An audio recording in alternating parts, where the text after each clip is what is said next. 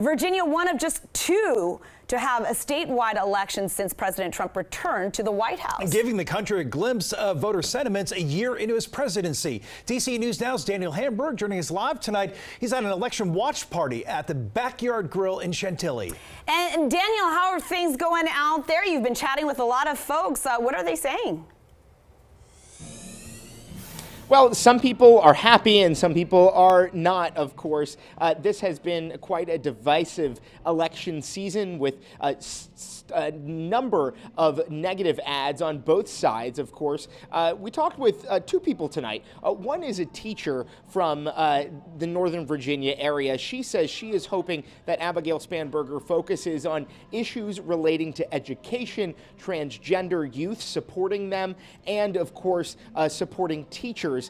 Salaries as well. And we also talked with another gentleman here in Northern Virginia who says that he is not happy that Abigail Spanberger won, and he says that she does not represent the rest of the Commonwealth in his opinion. So certainly some people who are happy tonight and some people who are not so much. Here's what the two people I talked with had to say tonight. It's too bad Spanberger won. She is the epitome of the deep state, career bureaucrat, which is Northern Virginia, and that's our ecosystem. I'm very happy that Abigail won. I think it'll be a great 4 years. She'll help the economy. She'll make schools safer. So I'm very happy that she won.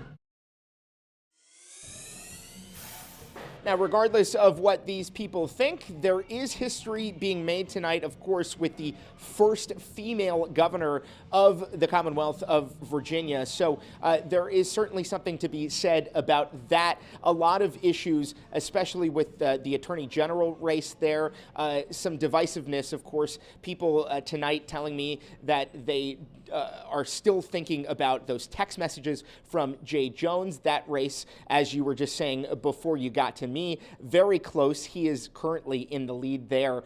So that we will have to stay and watch. But regardless of the outcome of tonight, there will be changes coming to Virginia. We're live in Chantilly. Daniel Hamburg, DC News Now.